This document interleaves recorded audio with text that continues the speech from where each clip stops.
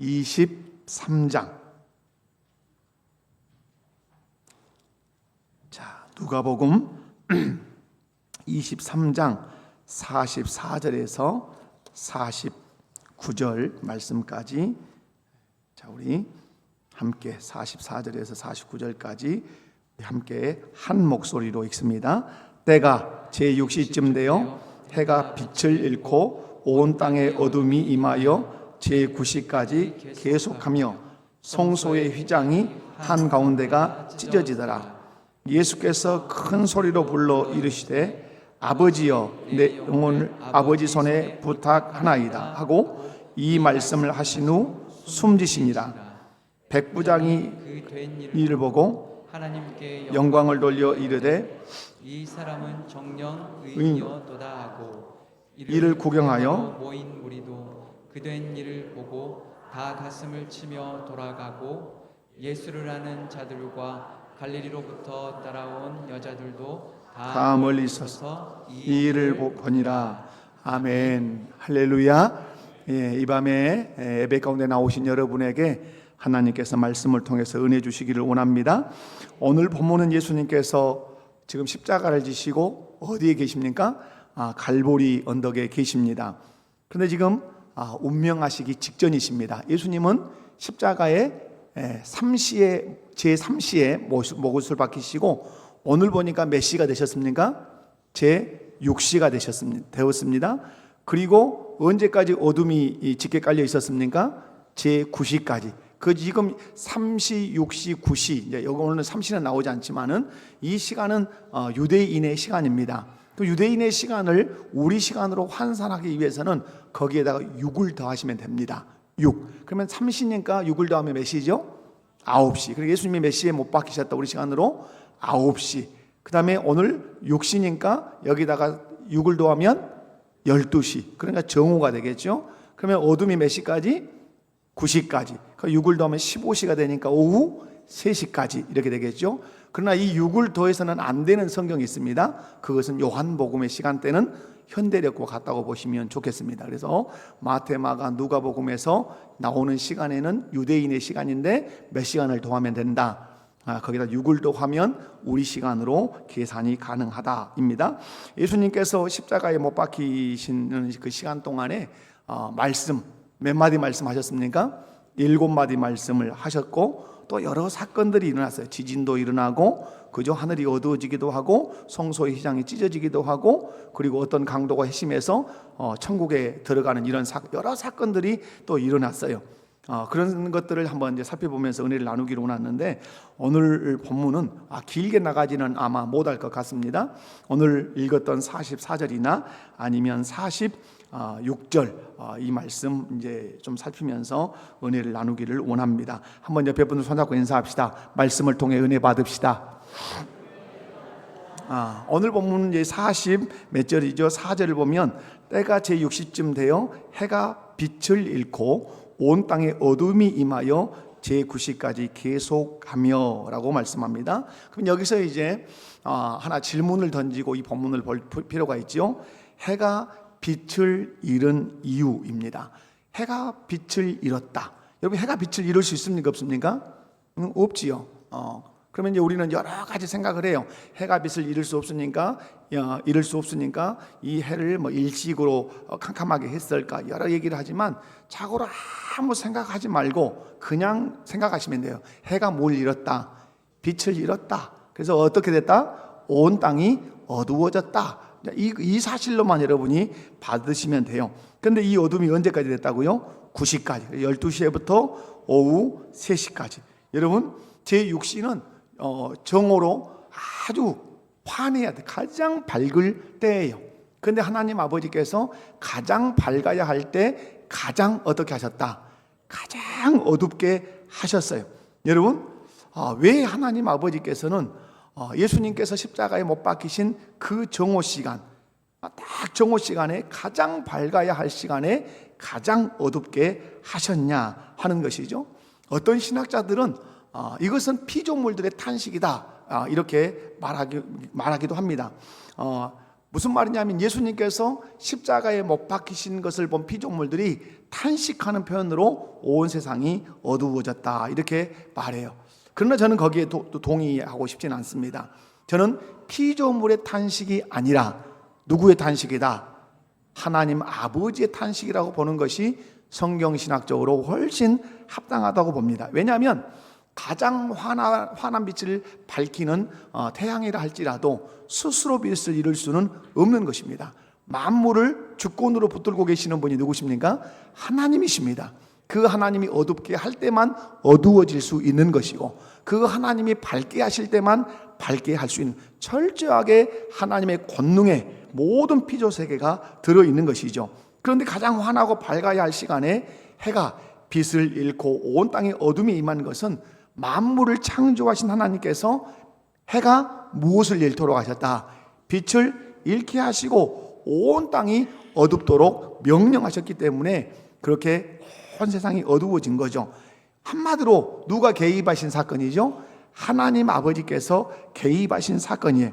그렇다면 왜 하나님께서는 가장 밝은 정오에 온 땅을 가장 어둡게 그렇게 하셨냐 이 말이에요. 아까 말씀드린 것처럼 아들 예수님이 당하시는 고통을 하나님이 우리 편으로 하면 볼 수 있다 없다? 볼 수 없어서 하나님 아버지의 슬픈 마음, 하나님 아버지의 탄식하는 마음을 무엇으로 표현하셨다? 어둠으로 표현하셨다. 이렇게 이제 예를 드는 것은 결코 도움이 되지 않을 수도 있겠지만은, 여러분, 우리 아이들이 그림을 그릴 때 뭔가를 어둡게 이렇게 막 그리거나 이렇게 하면 미술 치료를 하신 분들은 그 색깔을 가지고 그 아이의 뭘 보죠? 마음을 본단 말이에요. 여러분, 이 사무엘이 어렸을 때 4살, 5살 때 그림을 그리면 한 모퉁이에 해가 장렬하게 크게 떠 있어요. 해가 엄청 떠 있단 말이에요. 근데 미술 치료한 전공한 자매가 저희 집에 와서 딱 받은 그 그림을 보고 저를 딱 쳐다보면서 한 얘기가 있었어요. 이 사무엘에게는 아빠의 존재가 절대적인 표현이 태양이 큰 거라고 그랬어요.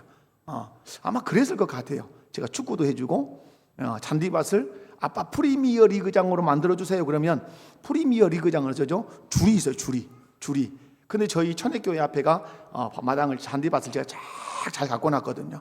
학교 가면서 가방 메고 가면서 그때는 이제 초등학생이었죠. 프리미어 리그장으로 만들어주세요 그러면 제가 프리미어 리그장으로 만들어요. 잔디깎기로 하나는 깊게, 하나는 얇게. 그럼 학교 갔다 와서 딱 줄이 돼 있거든요. 그럼 거기다가 센터에다가 공을 딱 넣을 수 있는 자리 만들어 놓고 골대가 있어요. 골대가, 장로님이 만들어준 골대가. 그래서 축구하는 거예요. 누가 이길까요? 항상 이 사무엘이 이겨요. 초등학교 1학년이 아버지를 항상 이겨요. 그런데 일기장에다 꼭 써요. 오늘 아빠와 축구해가지고 3대2로 이겼다. 그럼 저는 저대로 글을 써요. 저는 뭐라고 글을 쓸까요? 져주는 기쁨이 얼마나 큰가를 나는 알았다. 저렇게 기뻐한단 말이에요. 여러분, 그런데 그 그림 속에 어두움이 짙으면 뭐예요? 마음이 슬프다든가 어둡다든가. 하나님께서 자기 마음을, 탄식하는 마음을, 슬픈 마음을 어떻게 표현하신 거예요? 온 세상을 어둡게, 해가 빛을 잃게 하심으로 내 마음의 슬픔이 얼마나 큰지를, 내가 내 아들 때문에 얼마나 크게 탄식하고 있는지를 지금 해가 빛을 잃고 또 온 세상을 어둡게 하심으로 그렇게 보이시는 거예요. 근데 여러분, 많은 분들이 이제 여기에 해석에서 멈추면 안 돼요. 하나님께서 온 세상을 어둡게 하시는 것은 아들 예수님이 십자가에 못 박혀 고통당하시는 것을 볼 때 마음이 아프고 탄식해서 그렇게 했다 하는 것은 전혀 틀린 것은 아니지만 조금 얕은 해석이에요. 더 깊은 해석이 있을 수 있어요. 하나님 아버지께서 예수님께서 십자가에 못 박혀 죽으실 때 온 세상을 어둡게 하신 것은 탄식하시는 것, 슬픔의 표현도 되지만 어떤 고통 때문에 더 그럴까요? 하나님 아버지는 예수님이 십자가에서 그 육신이 못 박히는 것도 고통스러움을 아세요. 지금 우리 신호소장님 금방 또 오셨네요. 동해 번쩍 서해 번쩍 아들 만나고 오셨거든요.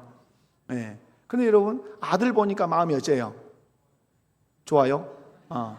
아픈 모습을 보면 어째요? 아파하는 것을 보면 짠하단 말이죠. 그죠? 네, 그게 이제 인지상정이죠. 근데 여러분, 거기보다 더 깊이 들어가야 될 것이 뭐냐면, 하나님의 마음이 아픈 것은 십자가에 못 박혀서 고통당하는 것도 아프세요. 슬프세요. 그러나 더 아픈 것은 곧 어떠하셔야 되죠? 버리셔야 해요. 이게 아픔인 거야. 어떠하시다고요? 버림을 당하시는 거예요. 버리셔야 돼. 버리셔야 돼. 그래서 예수님의 십자가는 뭐예요? 버림당하시는 십자가예요. 따라서 봅시다. 예수님의 십자가는 버림당하심의 십자가다. 자, 여러분 마태복음 27장 45절에서 46절. 자, 마태복음 27장 45절에서 46절을 읽어보. 잘 하시는 말씀이에요. 한번 함께 읽어보도록 하면 시작. 제6시로부터 온 땅에 어둠이 임하여 제9시까지 계속되더니 제9시쯤에 예수께서 크게 소리질러 이르시되 엘리 엘리 라마 사박다니 하시니 이는 곧 나의 하나님 어찌하여 나를 버리셨나이까 하는 뜻이라. 자, 여러분, 하나님 아버지께서 해가 빛을 잃고 온 세상을 어둡게 하신 것은 아들 예수님이 육신적으로 십자가에 못 박히셨다는 것 때문에 그런 것도 없지 않아 있어요. 그러나 아버지의 더 큰 고통은 무엇이죠? 사랑하는 내 아들을 버리셔야 하는 고통이에요. 그러면 이것을 예수님께로 끌고 오면 예수님의 고통은 지금 뭐예요? 오늘 마태복음 27장 45절에서 46절 보면 여러분, 아파요라는 표현이 성경에 있어요, 없어요? 예수님 십자가에 못 박혀 죽으셔가지고 죽으실 때 아파 죽겠습니다, 이런 표현이 있습니까, 없습니까? 그런 표현은 없어요. 나 아파 죽겠습니다, 좀 안 아프게 해주세요, 이런 표현은 하지 않으세요. 그런데 오늘 어떤 표현을 하시죠? 고통스러운 표현을, 버리심에 대한 표현을 하세요. 아버지여 아버지여 어찌하여 나를 버리시나이까. 여기에 예수님의 뭐가 있는 거죠? 고통이 있는 거예요. 예수님의 고통은 십자가에 못 박혀 육신이 찔리는 고통, 가시면류관에 찔리는 고통도 없지 않지만 그것과 비교할 수 없는 고통은 하나님 아버지로부터 버림받는 고통이에요. 그러면 여러분, 왜 버리셔야만 했는가? 왜 하나님 아버지는 사랑하는 아들 예수님을 버리셔야만 했고 예수님은 사랑하는 아버지로부터 버림을 당하셔야만 했는가 하는 질문이 생기잖아요. 그 답이 요한복음 1장 29절에 있어요. 한번 요한복음 1장 29절로 가봅니다. 요한복음 1장 29절입니다. 자, 함께 읽습니다. 자, 시작. 이튿날 요한이 예수께서 자기에게 나오심을 보고 이르되 보라, 세상 죄를 지고 가는 하나님의 어린 양이로다. 아멘. 자, 여러분, 왜 예수님이 하나님 아버지로부터 버림을 당하는가 하는 내용이 여기에 들어있어요. 왜 하나님 아버지는 예수님을 버리시죠? 세상 죄를 졌기 때문에 그래요. 왜 예수님은 하나님 아버지로부터 버림을 당하시죠? 세상의 모든 죄를 짊어졌기 때문에 저주를 받으셔야 되는 것이에요. 여러분, 요한복음 3장 16절 보면 하나님이 세상을 이처럼 사랑하사 독생자를 주셨으니 이는 저를 믿는 자마다 멸망치 않고 영생을 얻게 하려 하심이라. 자, 하나님이 세상을 이처럼 사랑하사라고 할 때 그 세상 속에 누구가 들어있다고 말하죠? 하나님이 나를 이처럼 사랑하사, 이렇게 된단 말이에요. 마찬가지로 요한복음 1장 29절에 세상 죄를 지고 가는 하나님의 어린 양이로다 할 때도 이 세상 속에 또 누가 들어있죠? 나의 죄를 지고 가는 하나님의 어린 양이로다, 이렇게 표현이 가능하다 이 말이에요. 여러분, 왜 하나님 아버지는 아들 예수님을 버리셔야 했고 왜 아들 예수님은 그 사랑하는 아버지로부터 버림을 당해야만 했는가? 거시적으로는, 크게는 넓게는 인류의 죄를 다 짊어지셨기 때문에 그 죄 때문에 버림을 당하시고, 소극적으로는, 개인적으로는 나의 죄를 그분이 짊어지셨기 때문에 내 죄 때문에 하나님 아버지는 그를 버리셨고 예수님은 내 죄 때문에 하나님 아버지로부터 버림을 당하셔야만 했다고 하는 사실입니다. 그러므로 하나님 아버지의 고통이 무엇인가? 라고 질문을 할 때 하나님 아버지의 고통은 아들을 십자가에 못 박아 죽이는 고통보다 더 큰 고통이 뭐예요? 아들을 버려야만 하는 고통이에요. 예수님의 고통이 무엇입니까? 십자가에 못 박혀 그 못 박힘이 고통스러운 게 아니라, 채찍질 당하심이 고통스러운 것이 아니라 사랑하는 아버지로부터 버림을 당하는 것이 예수님의 고통이에요. 그러므로 최고의 저주는 무엇이에요? 질병이 아니에요. 최고의 저주는 가난이 아니에요. 최고의 저주는 못 배운 게 아니에요. 최고의 저주는 버림당하는 것이에요. 누구로부터 버림당하는 것이에요? 하나님 아버지로부터 버림당하는 것이 최고의 저주예요. 그럼 여러분, 최고의 축복이 뭐겠어요? 버림당한 자리에서 건진받는 것이 최고의 축복이에요. 그러면 여러분, 하나님 아버지께서 왜 독생자 예수를 버리시고 독생자 예수는 왜 하나님 아버지로부터 버림을 당하시는가? 그거죠. 내가 내 아들을 버리고, 예수님은 내가 아버지로부터 버림을 당하여 너를 내가 건지고자 합니다. 내가 너를 건져서 구원받게 하려 합니다. 그 복을 누가 받으셨습니까? 우리 모두가 받으셨어요. 최고 큰 복을 받으셨어요. 옆에 분들 손잡고 한번 인사합시다. 최고 큰 복을 받으셨습니다. 그러므로 여러분이 물질 때문에, 건강 때문에, 아니면 어떤 환경적인 것 때문에 불평하고 낙심하시면 안 돼요. 이것만 생각하시면 돼요. 하나님 아버지께서 사랑하시는 아들을 버리신 것은 그 아들을 버리심으로 나를 건지시기 위함이요, 아들 예수님께서 사랑하는 아버지로부터 버림을 당하신 것은 버림당하심으로 나를 건져서 하나님의 자녀되고 천국 백성 되게 하려 하십니다. 내가 그 백성이 됐다. 이 고백만 있어도 날마다 가슴이 벅찰 수 있고 어떤 환경 속에서도 감사할 수 있단 말이에요. 그러므로 여러분, 최고의 저주는 하나님 아버지로부터 버림받는 거예요. 그런데 예수님께서 하나님 아버지로부터 버림받는 그 자리에 딱 섰단 말이에요. 섰는데 빌립보서 말씀해 보면 하나님 아버지가 막 요구해서 아들아 그 자리에 서서 저주 받아라, 버림 받아라 그렇게 했습니까? 아니에요. 예수님께서 버림받는 자리에 서실 때는 어떻게 서셨습니까? 자오남으로 서셨어요. 자오남. 이 자오남은 두 가지가 있어요. 하나님 아버지를 사랑하고 나를 사랑하기 때문에 그 버림받는 자리에 스스로 예수님이 서신 거예요. 여러분, 우리가 교회에서 자원해서 봉사하죠. 저는 저녁 예배가 이렇게 조금씩 늘어가는 것이 저 너무너무 감사해요. 계속 옆에서 찌르는 분들도 있어요. 오후 2시면 어쩌습니까? 네, 저는 이 저녁 예배를 고수하고 싶어요. 왜? 여러분이 저녁 예배는 너무 말씀 집중도가 좋거든요. 제가 저녁 예배 때 말씀을 전해보면 놀라워요. 말씀 집중도가 너무너무 좋아요. 어쩌면 낮 2부 예배보다 집중도가 훨씬 좋은 때가 이 밤 예배예요. 감사해요. 여러분 이제 기억하셔야 될 것은 뭐냐면, 우리가 어떤 봉사를 할 때 자원해야 돼요. 자원하면서 교회에서 봉사할 때 두 개를 사랑해야 돼요. 하나는 하나님을 사랑하고 하나는 교회를 사랑해야 돼요. 그럴 때 여러분, 그 자원하는 자리에서 그 고통스러운 자리에 서실 수 있어요. 여러분, 이 저주의 자리가 그런데 원래 누구의 자리냐 하는 거죠. 예수님이 버림받는 그 저주의 자리에 섰어요. 그런데 이 자리가 원래 누구 자리예요? 내 자리예요. 내가 서야 하는 자리에 나를 세우지 아니하시고 그분이 서신 거예요. 그것이 우리에게 은혜고 그것이 우리에게 복인 거예요.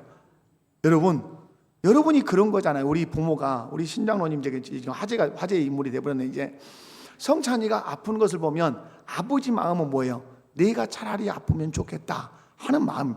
그 마음이 누가 준 마음일까요? 그런 마음을 우리가 배웠어요. 아들이 아프니까, 아들이 아파서 고통스러우니까 차라리 내가 아파버렸으면 좋겠다는 마음을 여러분 부모가 가르쳐줬디요? 학교 선생님이 가르쳐줬디요? 누가 그 마음을 가르쳐줬어요? 여러분, 부모가 가르쳐주지 않아요. 학교가 가르쳐주지 않아요. 아버지가 될 때 하나님이 그 마음을 주셔요. 그것이 누구의 마음이에요? 하나님 아버지의 마음이에요. 그 마음 가지고 누구 마음을 이해하게 하는 거죠? 하나님의 마음을 이해하게 하는 거예요. 무슨 말씀이에요? 내가 버림받아야 할 자리에 서야 되는데 주님이 나를 거기서 옮겨놓으시고 친히 자원해서 나를 사랑하시고 하나님 아버지를 사랑하셔서 그 저주의 자리에 자원해서 서서 인류의 죄를 짊어지고 세상의 죄를 짊어지고 내 죄를 짊어지고 버림받아 죽으신 거예요. 여러분, 하나님 아버지께서 해가 빛을 잃고 온 땅을 어둡게 하신 것은 어떤 고통 때문이다? 십자가 예수님 못 박히신 고통 때문이라기보다는 아들을 어떠셔야 하는, 버리셔야 하는 고통. 예수님의 그 십자가의 절규는 못이 아파서가 아니라 하나님 아버지로부터 버림받는 고통이 가장 크기 때문에 아버지여 아버지여 어찌하여 나를 버리시나이까 라고 절규하신 거예요. 왜 하나님 아버지는 아들을 버리셨고 아들 예수님은 자원하여 버림을 당하셨는가? 하나님 아버지께서 아들을 버리시는 고통을 감내하시는 것은 아들을 버리시되 누구를 버리지 않겠다고? 나를 버리지 않겠다고. 아멘이십니까? 하나님 아버지께서 아들을 버리시는 그 엄청난 고통을 아버지가 감내하신단 말이에요. 그것이 얼마나 슬프니까 해가 빛을 잃고 온 세상이 캄캄하게 만드신단 말이에요. 그만큼 아버지의 고통이 커요. 이렇게 아들을 버리시는 고통을 감내하시는 것은 내 사랑하는 아들을 버리되 너는 내가 버리지 않겠다 하신 거예요. 그것이 우리를 향한 하나님의 사랑이에요. 아들 예수님이 버림받는 고통을 당하시는 것은 내가 버림받는 고통을 당하지 않게 하시려고, 내가 버림을 받되 너를 버림받지 않게 하겠다 하시기 위해서 자원에서 버림을 받으신 거예요. 사랑하는 성도 여러분, 그러므로 해가 빛을 잃고 온 세상에 캄캄한 것은 하나님 아버지의 그 고통, 아들을 버려야 하는 그 고통을 표현하신 사건이라고 여러분 기억하시면 좋겠고요. 또 부가적으로 해가 빛을 잃고 온 땅이 어둠이 임하게 하신 또 다른 의미가 있다면, 그냥 잠깐 설명하지 않고 그냥 지나가는 것은, 예수님의 십자가 사건은 일반적 사건이 아니라 사람들이 두려워해야 할 만큼 누가 개입하신 사건이다? 하나님 아버지가 개입하신 사건이라고 하는 사실을 아주 특별한 상황을 연출하셔서 사람에게 인지를 시킨 거예요. 그러니까 여러분, 그러니까 온 세상이 어두워질 때 십자가 상에 있던 사람들이, 예루살렘에 있던 사람들이 어떠했어요? 반응이 두려워했어요. 온 세상이 어두워지니까 두려워했어요. 두려워했다는 말은 누구를 의식했다는 말이에요? 심판자이신 하나님을 생각했다는 말이에요. 하나님의 메시지가 거기에 있어요. 자, 하나만 더 말씀을 드리고 말씀을 맺힐게요. 자, 오늘 예수님께서 이제 운명하실 때 하신 말씀이 오늘 본문에 나와요. 자, 46절인데요.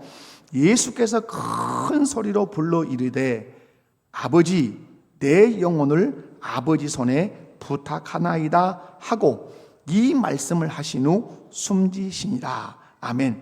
자, 여기서 아주 중요한 것을 발견할 수 있어요. 자, 한마디로 얘기하면 복 있는 자가 누구냐라고 하는 질문을 여기서 던져볼 수 있어요. 복 있는 자가 누굴까요? 오늘 예수님의 고백 속에 있어요. 하나님을 아버지라 부르는 자는 복이 있어요. 아멘. 여러분에게 하나님은 누구십니까? 아버지이십니다. 그러면 하나님이 우리의 아버지가 되시기 위해서는 반드시 우리에게 가지고 있어야 하는 것이 있어요. 그것이 뭐죠? 예수 그리스도를 구주로 믿는 믿음을 가져야 내가 하나님을 아버지라고 부를 수 있어요. 왜? 예수 그리스도를 구주로 믿는 자만이 하나님의 자녀가 되는 권세를 주시기 때문에 그래요. 그러므로 여러분이 하나님을 누구로 부른다면, 아버지로 부른다면 여러분은 예수님을 구주로 믿는 사람이에요. 그렇다면 여러분은 복 있는 사람이에요. 자, 그러면 또 하나 복 있는 게 뭐죠? 자기의 영혼을 누구에게 부탁할 수 있는 사람, 아버지께 의탁하고 부탁할 수 있는 사람이 복 있는 사람이에요. 여러분, 내가 운명할 때, 내가 죽을 때 이런 기도를 할 수 있다면 복되지 않겠어요? 자, 자녀들이 다 둘러 앉았습니다. 손자들, 손녀들이 둘러 앉았습니다. 내가 운명할 때가 돼서 내 임종을 보기 위해서 자녀들이 모였습니다. 근데 내가 손을 딱 들고 아버지, 내 영혼을 아버지 손에 부탁합니다 하고 운명을 한다면 얼마나 복된 죽음이겠냐 이 말이에요. 우리가 인생의 미래를 놓고 기도할 때 이 기도를 하셔야 된다 이 말이에요.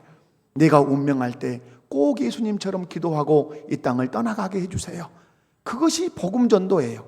그것이 운명하면서 믿음을 부여하는, 믿음을 강화시키는 한마디가 이게 될 수 있어요.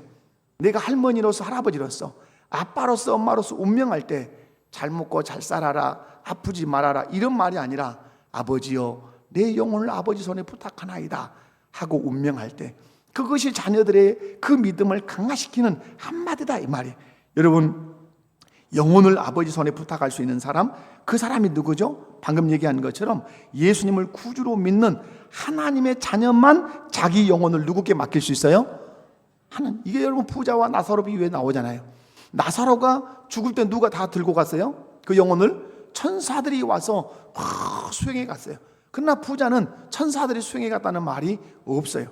왜? 우리의 영혼은 하나님께 의탁할 수밖에 없단 말이에요. 여러분, 여러분의 영혼을 누구께 의탁하시겠습니까? 하나님 아버지께 의탁해요. 그런데 여러분, 오늘 여기서 중요한 말이 있어요. 예수님이 내 영혼을 아버지 손에 부탁합니다 라고 해놓고 그 말씀에 46절에 말씀을 하시는 어떠하시니라? 숨지시니라. 하나님이 죽을 수 있냐? 이 질문이겠죠. 이제 하나님이 죽을 수 있냐? 하나님으로서는 죽으실 수 없고 인간으로서는 죽으신 거예요. 아멘. 신성을 따라서는 그분은 죽으실 수 없어요. 영원하신 분이에요. 인성을 따라 그분은 죽으신 거예요. 누구의 자리에 서서? 내 자리에 서서 나 대신 죽으신 거예요. 여러분, 이런 표현이 아주 우리에게 중요해요. 예수님은 이성 일인격, 신성과 인성을 가지셨어요. 자, 여러분, 예수님께서 겟세마네 동산에서 땀이 핏방울 되는 것 같이 기도해요. 근데 하나님 아버지께서 누구를 보내시죠? 누구를 보내요? 마귀를 보낸다, 이 천사를 보낸다. 네, 천사를 보내요. 천사를 보내서 어떻게 하죠? 기도하시는 예수님을 막 도와요. 자, 여기서 중요한 것이 있죠. 신성을 따라서는 우리의 기도를 받으시는 분이에요. 근데 인성을 따라서는 천사의 도움을 받으셔야 하는 사람이셨어요. 뿐만 아니라 이런 말씀이 있죠. 예수님은 온 세상에 편지하시는 신성을 가지고 계세요. 예수님 안 계신 곳 있어요, 없어요? 인성을 입고 오셨다 할지라도 신성을 가진 자로서는 온 세상에 편지하신 분이에요. 그러나 인성을 따라서는 그가 요단강에 걸어오셔서 온 우주 만물 가운데 편지해 계신단 말이에요. 무소부재해. 근데 인성을 따라서는 걸어서 요단강에 오셔서 세례 요한에게 뭘 받으셔야 하는 분?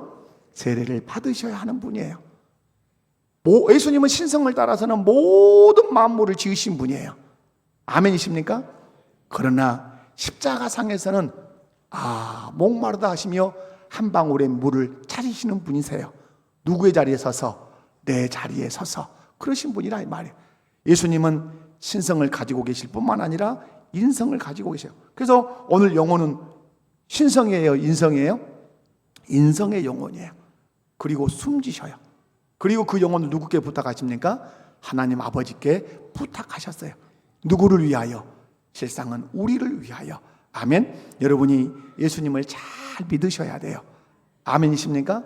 그 예수 그리스도를 잘 믿고 그 예수 그리스도의 발자취를 잘 따라가는 신실한 그리스도인들 되시기를 주님의 이름으로 축원합니다. 하나님 감사합니다. 귀한 말씀을 통해서 은혜 받게 하시니 감사합니다.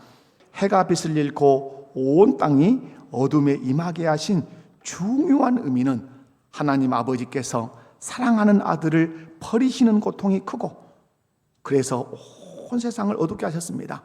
아버지 하나님께서 아들 예수님을 버리시는 그 고통을 감내하시는 것은 나를 구원하시기 위함, 나를 버리지 않기 위함이라고 말씀하십니다. 아들 예수님께서 하나님 아버지의 버림을 당하시는 이 고통을 그가 당하시는 것은 나를 버리지 아니하시고 나를 건지시기 위해서 그 고통을 감내하셨다는 사실을 믿습니다. 뿐만 아니라 신성을 따라서는 우리의 영혼을 지으신 자요, 우리를 위한 창조주시지만 인성을 따라서는 영혼을 가지셨고 그리고 숨지셨던 그 영혼을 아버지께 부탁해야만 했던 인성을 가지신 주님이십니다. 이렇게 주님이 내 자리에 서셔서 이 모든 순환을 당하셨음을 우리가 믿고 고백합니다. 그 예수님 잘 믿고 잘 따라가는 신앙생활 감당하게 하옵소서. 예수님의 이름으로 기도하옵나이다. 아멘. 옆에 분들